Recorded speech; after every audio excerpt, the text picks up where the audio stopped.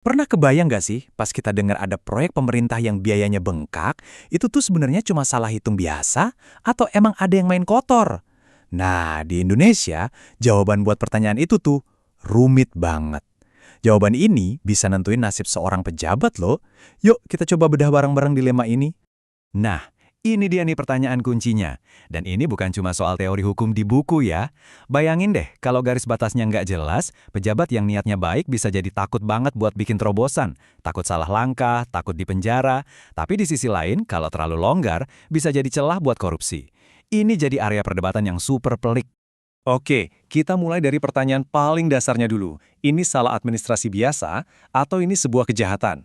Kita bakal lihat kenapa bedain keduanya itu susah banget dan kenapa ini jadi masalah serius buat pemerintahan kita di Indonesia. Ini dia nih, inti masalahnya. Wilayah abu-abu. Ambiguitas ini tuh bahaya banget loh. Kenapa?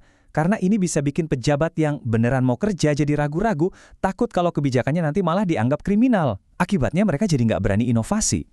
Di sisi lain, setiap ada kesalahan bisa jadi pertarungan hukum yang panjang cuma buat ngebuktiin niatnya apa.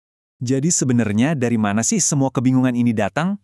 Ternyata akarnya itu dari benturan dua dunia hukum yang tujuannya beda banget. Yuk kita lihat lebih dalam. Coba deh, kita pakai analogi di slide ini biar gampang. Hukum administrasi itu kayak dokter. Kalau ada yang salah di sistem, tujuannya itu buat memperbaiki, buat menyembuhkan. Mungkin caranya dengan perbaiki kebijakan atau suruh balikin uang. Nah, beda banget sama hukum pidana. Dia ini perannya kayak hakim. Tujuannya buat menghukum orang yang salah, biar jerah. Masalahnya muncul pas penyakit sistem, misalnya salah prosedur, malah diobati pakai cara hakim, yaitu penjara.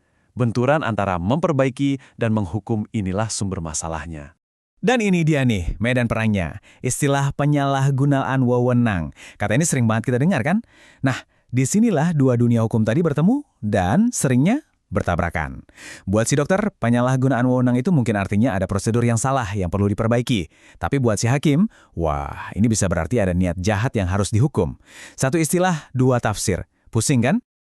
Sekarang kita masuk ke bagian yang paling krusial, puncaknya. Seluruh perdebatan ini sebenarnya mengerucut ke satu pertanyaan yang dampaknya luar biasa besar. Apa sih yang sebenarnya dimaksud dengan kerugian keuangan negara? Nah, ini dia perubahannya. Gede banget. Dulu, sebelum 2016, hukum kita pakai frasa dapat merugikan. Artinya apa? Artinya, baru potensi rugi aja, belum tentu beneran rugi, itu udah cukup buat menyeret seseorang ke pengadilan pidana. Gila kan? Tapi, Mahkamah Konstitusi di tahun 2016 mengubah total permainan. Frasanya diganti jadi kerugian nyata. Artinya, jaksa sekarang harus bisa buktiin kalau kerugian itu beneran terjadi. Ada angkanya dan bisa dihitung. Ini bukan sekedar ganti kata, ini revolusi cara pandang hukum kita soal korupsi.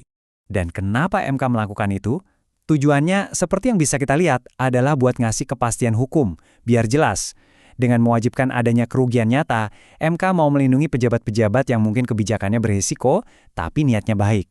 Intinya gini, jangan hukum orang karena asumsi atau potensi, tapi hukum orang karena ada bukti kerugian yang konkret. Adil kan? Oke, setelah ada fondasi hukum yang baru ini, terus gimana? Nah, disinilah Indonesia membangun sebuah sistem baru.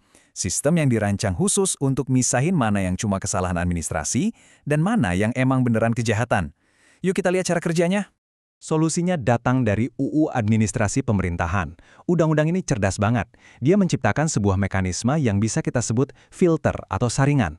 Tujuannya simpel, setiap kasus yang masuk disaring dulu, biar yang lolos ke jalur pidana itu benar-benar kasus yang ada unsur kejahatannya, bukan sekedar salah ketik atau salah prosedur. Prosesnya jadi lebih terstruktur. Gini alurnya. Pertama, auditor internal pemerintah atau APIP turun tangan. Anggap aja mereka ini dokter umum yang ngecek awal. Kalau mereka lihat ini cuma salah prosedur biasa, ya solusinya administratif aja. Misalnya disuruh balikin uang. Tapi kalau si dokter umum ini curiga ada penyakit serius kayak niat jahat atau suap, kasusnya bisa dirujuk ke dokter spesialis, yaitu Pengadilan Tata Usaha Negara atau PT-UN. Nah, baru setelah filter-filter ini dilewati dan terbukti ada unsur kriminal yang kuat, kasusnya diserahkan ke penegak hukum pidana. Jadi nggak semua langsung dihajar pakai pasal pidana. Oke, jadi apa efeknya semua perubahan ini buat kita? Di bagian terakhir ini, kita akan coba rangkum dampaknya dan sedikit ngintip ke masa depan pemberantasan korupsi di Indonesia. Jadi, kenapa sih sistem baru ini penting banget? Simpelnya ada dua tujuan utama.